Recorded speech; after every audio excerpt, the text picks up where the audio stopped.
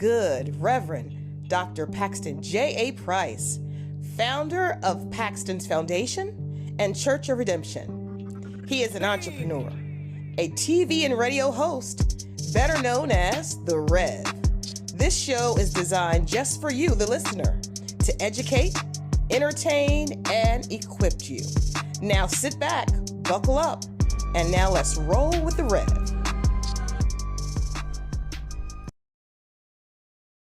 America, you know what time it is. Your main man, The Rev. Faith for Sports. You know what we do every episode. I'm not even going to tell you no more because you already know. But Ryan, I want to talk about something. Something so close to our heart. Something so painful, right? I was giving it's painful, man. The Philadelphia 76ers. What is wrong with them? What is wrong with the Sixers? I can't figure it out. Rev, I don't know what happened, man. In going into the season, this team was projected to be the third ranked team to win the championship. It had all the talent in the world. Rev, they 20 and 38. They 8 straight losses. 8 straight losses. What is happening? Embiid ain't playing. They might shut down Paul George. Rev, 20 and 38. Eric Gordon wrist is broke. What's the number one pick from this year? What's his name? McLean. He out for the season earlier. And now they're saying this is a bad luck for the Sixers team. And now they're saying the Sixers doctors are having conversations with Embiid and his team and the Sixers staff because they might need to go in and he might need to have hip surgery to relieve some of the pain off of his knee. He need to have hip surgery. Rev, that's over with. You know, once your hips start messing up, it's a wrap. And I said 2 years ago, when he scored 9 points in a Game 7 versus the Boston Celtics, I said you need to move Embiid and build around Tyrese Maxey because if he's supposed to be your best player and he shows up like that, it's time to move on from him. It's time to move on. And how long are we going to wait? He's been in the league for so long, and this is a continuous thing. Well, last year they signed him for no apparent reason to the 4-year extension. So really they stuck with it. Ain't nobody going to trade for that contract. Then you signed Paul George, and Paul George's been hurt off and on all season. And he's out for the season. They want to figure out now what to do with his knee. They want to shut him down. You could have cut bait with all of this and built around Maxey. Now Maxey has to go through this for the next year or two. When they lost to Boston, I had broke up with the Sixers. And I told you to come back. And I came back. I was toxic, Rev. Yeah. I was toxic. My bad. And now the Sixers, they lost. They lost to the Knicks. Now they did try hard to beat the Knicks. Yeah, but they still lost to the Knicks. They're 8 straight losses. They try hard without Towns. Without Towns for New York. Yeah. But now I'm starting looking at the coach. I'm starting looking at Nick Nurse now. Yeah. I said, now I understand and be hurt. Paul George ain't been healthy, but you not 8 straight losses, man. Yeah, and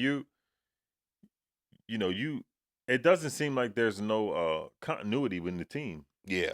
It's Maxey has moved himself into a different level of a star. Yes. But the team is looking for him to do everything. Yes. And that's not the way to do that, man. Man, listen. I'm surprised that they're playing this bad of a basketball because I understand you got some people out, but you're not 8 straight losses, man. Yeah. There's nowhere in the world you 8 straight. You ain't losing to the Nets, man. Yeah. You lost to the Brooklyn Nets at home. Yeah, they don't have any confidence. For real. They don't have any confidence. And again, and I'm gonna keep harping on this. 2 years ago, you could have cut bait with these players and you could have built a young, up-and-coming team with Maxey. And you could have had to me, I think Maxey, you should put him at the 2 guard. Right. And you find yourself a pure point guard, and then you build around. You need to see, because now Man, that process is horrible.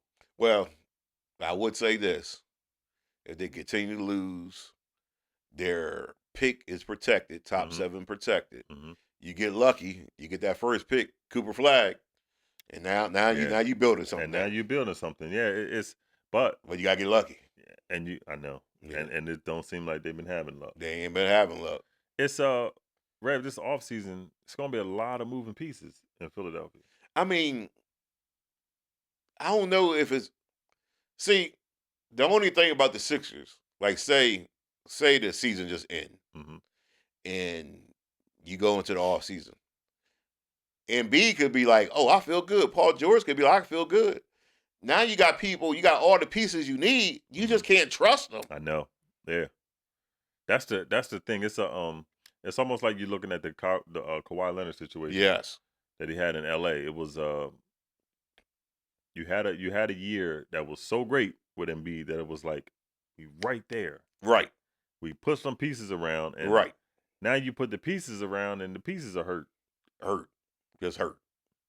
What happened to Paul George was on a projection to be one of the best players in the NBA in Indiana. Paul George, how about he ain't gonna be on this podcast anymore? Hey, I don't know what you think the podcast doing, my brother.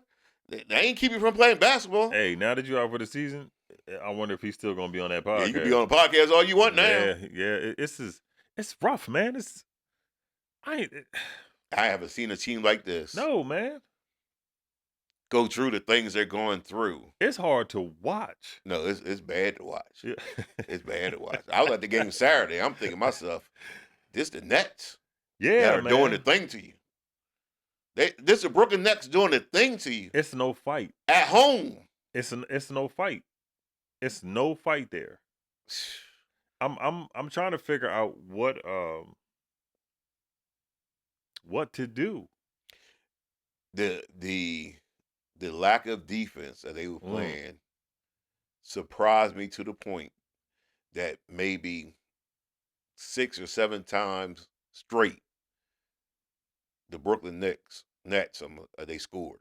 Like they were just scoring like they were like a super team or something. They were just scoring at will. And I'm thinking to myself, come on, Sixers, you ain't that bad. See, and we've I don't want to compare eras, but we grew up in a time where it was defense. Yes. It was defense created your offense. That's what we were told. So you could get into the league. You didn't have to be a great shooter. But if you played defense, you had you a Dennis spot. Rodman. You had you a spot. And now you're looking at this game of basketball, and like you said, almost 8 straight plays where they went down to score. They scored. It's like there's no pride. Yes. There's none. no pride. There's no fight, and they don't have an identity. And you 60 games in, and that's why I point at the coach. It's one thing to have injuries, but it's another thing not to have an identity. That's the coach's responsibility. Yeah, because when you have we was even talking about the bench was going to be good. Yes. None of this has popped up, and that's coaching. That's coaching. And I was all year before the season started and everything that Nick Nurse is a great coach. Yeah, I like Nick Nurse. I do, but this ain't it, Rev. Yeah, he having a bad season, a horrible season, or he just lost the team, one or the other, and I don't know which one it is. Did he lose the team? Did he lose the locker room? But when you have veterans like an Embiid and a Paul George, yes, who ain't putting forth the effort and the fight and the want to. We were talking about off camera when we remember Henderson from the Celtics broke his jaw and came back to shoot the free throws, and then finished the game with a neck brace on to cover his jaw. Right. The want to, the desire, that your identity as a team comes from your coach. And if you're not playing hard, if you're not playing defense, I got to start looking at the coach now.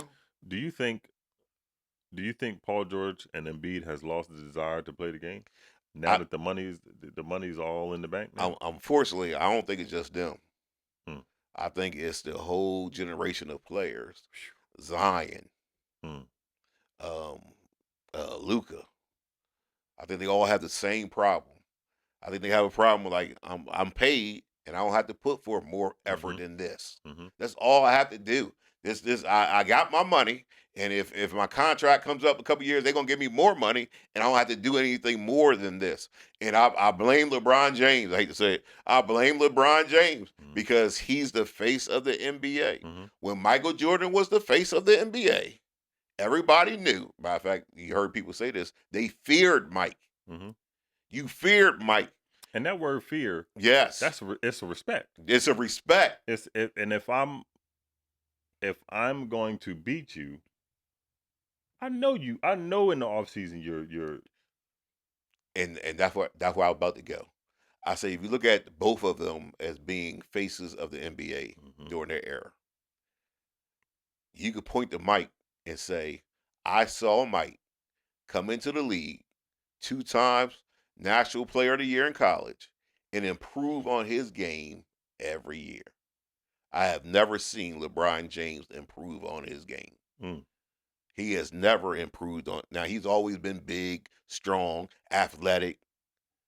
He was born that way. Rev, that's a heck of a take though. You know what I mean? He was born big, strong, athletic. Hey Rev, if we He's clip, 6'8". hey Rev, if we clip this is gonna be a good one. He's 6'8". He's strong. He's fast. He's athletic. You was born that way. Mhm. Show me where you improved your game. Mm. Show me year to year where I can say, oh, he developed this, he developed that. Remember, Mike came in young, strong, flying all over the place. Then he got older. And remember, he got that turnaround spin move. Mhm.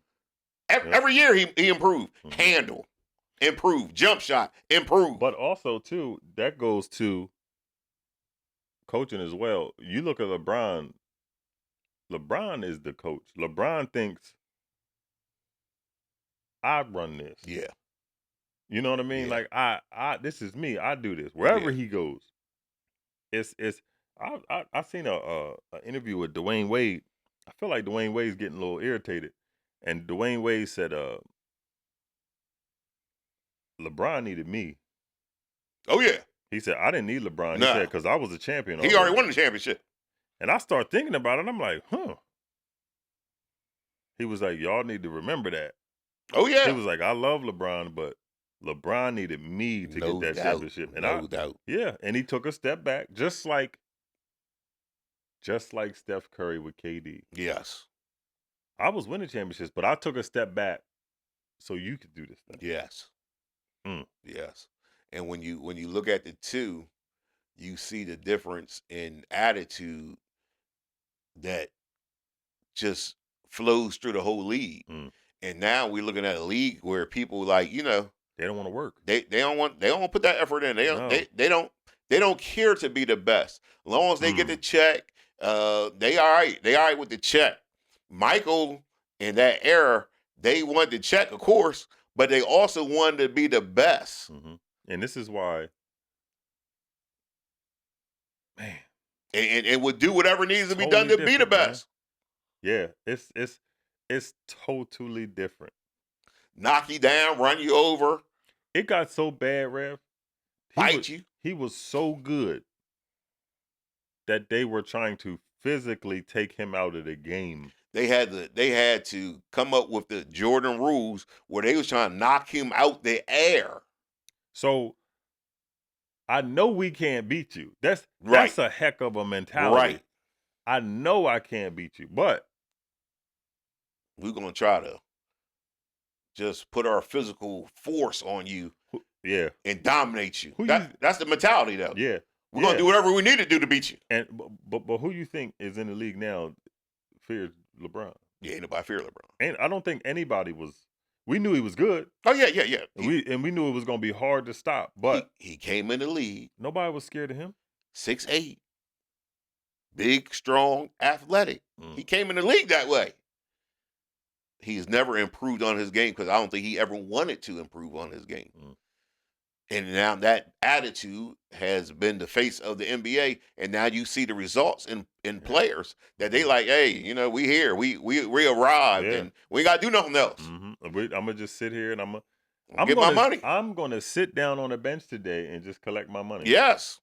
And you see it. You see with people like Luka. Dallas got rid of Luka because they said Luka was eating and smoking. He didn't want to get in shape. Sixers got the same problem with Embiid. Pelicans got the same problem with Zion. For what? I got my money. What you gonna do? You can't take it. What you gonna do? Well, you need to be in shape. For what? Yeah, my money's here. I got my money. It's guaranteed. Guaranteed. And that was said years ago by the former players. If you give these players the money before they earn it, the desire for the game is going to go away. That's what it is. And that's what it is. Now we can't watch the All-Star game because it's trash. Look, just think about this. I'm going to say what KD said. And tell me if you've ever heard this in prior eras. I don't care about legacy. I just want to play basketball. He just want to go out there and play. He don't care about winning. He don't care about being the best. He don't care about being a champion. He don't care about any of that. I don't want that on my team. It's the attitude that so many of them have. And until we change the face of the NBA, I think that's just going to continue. I think you got to change the face of the NBA to have that attitude go away. Where now we can actually watch it all. You don't even want to watch the All-Star game anymore. No, I can't tell you how many times, but I be forgetting basketball is on. You don't want to watch that nonsense. I can't wait till March Madness because they got desire. They want to win. Yeah, man. And they out there playing hard. Yeah, the girls want to win now. They out there playing hard. I tune it on. I got turn it on. Turn on the girls. Because these cats don't want to win. These cats ain't playing hard. No, man. I ain't never seen so many people complain and whine for a foul. People throwing their head back when they ain't even getting hit. I got a man right behind me. One of the coolest cats, individuals that you ever want to meet. His name is Dr. J. Dr. J was just smooth and cool. To this day, he's still smooth and cool. But when that game started, he would get so intense, and the intensity would be so strong that I remember them playing Boston and him punching Larry Bird in the head. Not once. Not once. Not twice. Not twice. It's about 4 or 5 times. He gave him the 6-piece. And then with a biscuit. And then Moses Malone had him in the headlock. Moses gave him the gravy. Well, they put some gravy on that. They put some gravy on that. See, but 4-5-4. But emotion. But that's another thing. They're trying to take the emotion out of the game.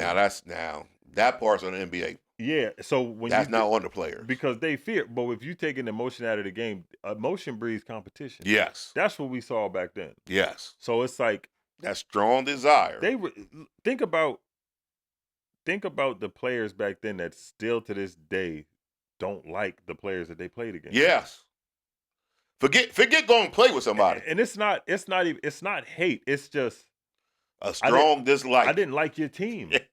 I didn't like your team. New York Knicks in Miami. Remember New York Knicks in Miami? They couldn't stand each other. If playoff time came, you knew it was going to be a fight. It was going to go down. You just didn't know which game or what time during the game it was going to happen, but you started feeling it. Right. You get a hard foul, and it was usually Charles Oakley. 9 times out of 10 Charles. Yeah, we gotta get Oakley on the show. Yeah, you know, my former teammate AJ English is teammates, and that's his mentor, Charles Oakley. We're gonna get him on the show. We're gonna get both of them on the show. Yeah. And I told AJ because Charles Oakley lost weight. He got this cooking show. He lost weight. I told AJ I can take Charles now. Don't say that on the show. Yeah, don't say that to Charles. Yeah, because we saw what happened. We saw what happened in the garden. Don't tell Charles. He started flipping security people over. I said it, but I didn't say it. You know what I mean? Just keep that between us. But that was you. I'm not scared of Charles Oakley no more. You watched them games, man, and it was like everybody was sitting in front of the TV. Oh man, because you knew those players on each team wanted to win. I mean, win to the point that if they had to shed blood, that's okay with them. Yeah. That's okay with them. Do you remember Charles Oakley again. Yep. No, it was Alonzo Mourning. Elbow Scottie Pippen. He had that knot on the Oh corner. yeah, of I his remember head. that. He playing with a big old knot on top of his head, like a tennis ball knot. One more. We're gonna say it again. He was doing what with it? It- He was playing. He was playing with it. You imagine now the face of the NBA is sitting out for discomfort, right? The think worst Pippen- part was he actually told everybody he was sitting out for discomfort. You think Pippen was comfortable? Yeah, with the big old knot on his head. He told people. Pippen said it was hard to blink. Yeah. His skin was. He had enough skin to blink it. That's crazy, man. That's the difference.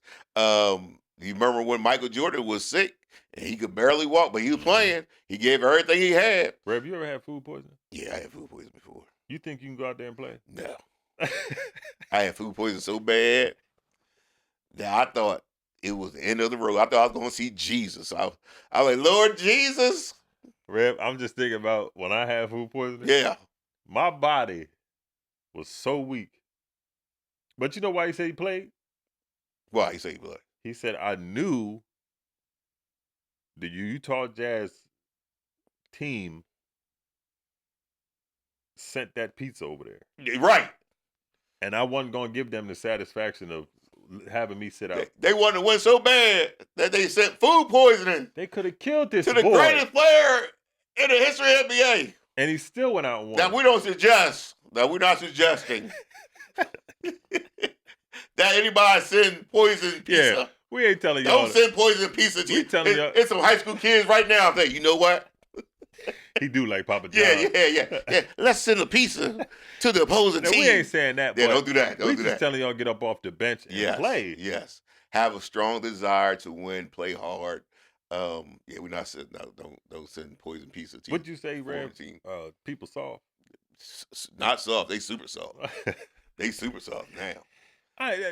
This is crazy, man. Man, I'm trying to tell you. When did you see an entire team starting to sit out in the Sixers? The Sixers, and what makes it worse, I'm getting mad. and I was at the game Saturday, so I'm sitting there live watching them. What makes it worse is they losing, right? They're losing by 20. The crowd start booing. So I looked right to the bench because I'm sitting where the Sixers bench is. So I looked right to the bench, and I'm thinking I'm going to see somebody say, "Oh, no, they ain't going to be booing us." You know what I mean? Like I thought I was going to see that fire, that anger. Like, are they booing us at home? It was like a dog with a tail going. They was like, they looked around. They was just like, oh, they booing that. Rev, they lost the night before by 42. You have no desire, no want to. And Chicago ain't even got nobody over there. Chicago ain't like that. They got rid of Levine. They have no desire, no want to, but they are willing to collect that check and be happy. I mean, they happy. They satisfied. They collect their check and be fat and happy. You think Minivan happy he left? Minivan happy he left. He in Cleveland. He cold in Cleveland. And he balling. Listen, he want to play. Very few people want to play. And that's the until you change the face of the NBA, you're gonna have this same situation over and over again. Curry got that desire. Curry got it. That's why it's been better if LeBron retired and passes to Curry. Then I think we have a change in attitude. I think Curry kind of had it though. Yeah, I think me and you had that conversation about Curry being who had more impact on this generation. Yeah. I think more young people like Curry or want to be like Curry. Now the media always pushes LeBron, so the media drives this. NBA drives this. That's why he's the face of why LeBron. Games unless he hurt, man. Yeah, I mean, Curry is who the young people want to be like. Yeah. But the media, the NBA, they want to push LeBron. And it's funny you said that because Jimmy Butler just recently said this is the best organization that he's been in since he's been in the NBA because they got desire to win. The desire to win is the most important thing you can have. That makes you want to play. You can have talent. I've seen people with talent, but the desire to win is the difference. Let Golden State get in the playoffs. They're going to be a problem. Okay. They're going to be hard out. They're going to be a problem. They're going to be a hard out. And Butler ain't never won? Yeah, I mean, they're gonna be a problem. That desire will take you a long way. And the same thing with life.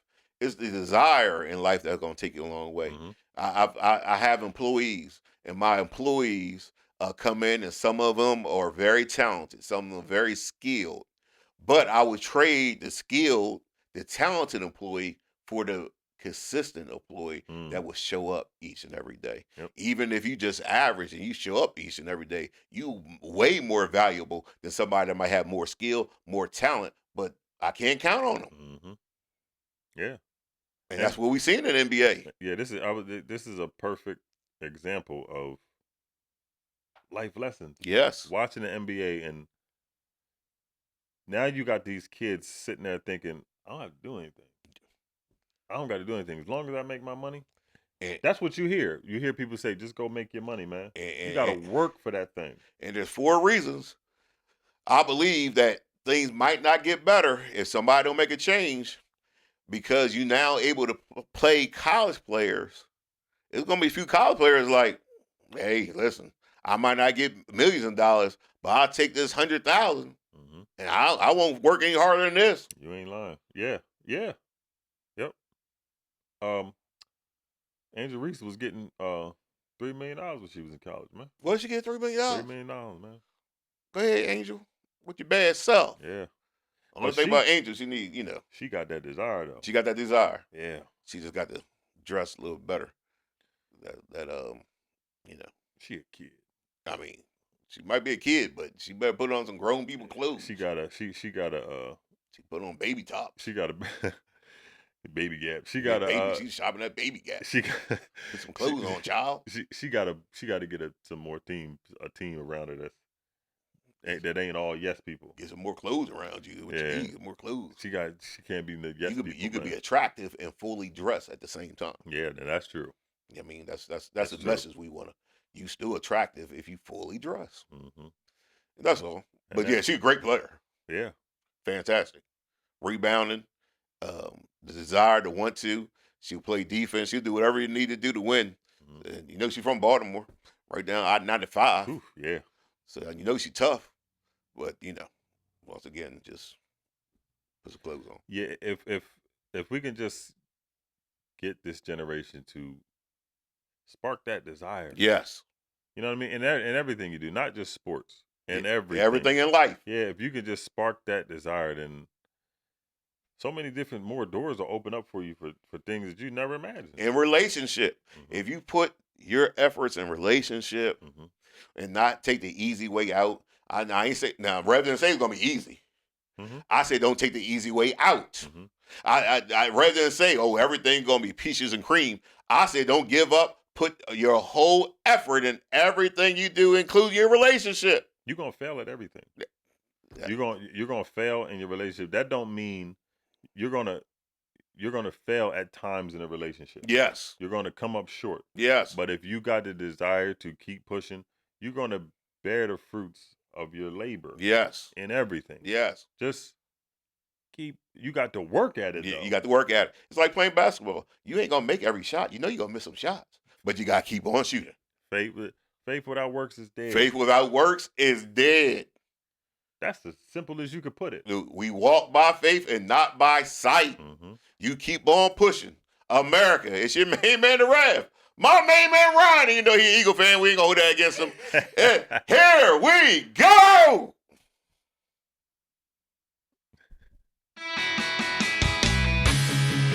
At our church, Jesus is Lord. That single belief calls us together as a community and sends us into our world with hope and purpose. At our church, your past will never define your future. There's always redemption, which means there's always a brighter day. At our church, we don't think we're better than any other church out there. We're just doing our best to become our best. At our church, we want you to believe in God, but we also want you to know that God believes in you. We are not against people who don't attend church anywhere. Instead, we pursue them with love, the very same love that's pursuing us. At our church, we're learning to serve God with all our hearts, and we're learning to worship Him with all our lives. And if you're looking for the perfect church, we're not it. At our church, we will make mistakes, but we will choose to grow from them. At our church, we're part of a global community that's knit together by the resurrection of Jesus. And by the way, at our church, we believe that really happened too. At our church, we will engage with people who are in real need because we are the hands and the feet of Christ. And finally, we need you to hear this loud and clear. At our church, it's not really our church at all. It's His. And we live and move and breathe in His church for His glory and His fame, not ours. So here's the invitation. You're invited to jump in with your whole heart at your own pace and to experience the life that awaits you in Christ. Friends, this is going to be good. Welcome to our church.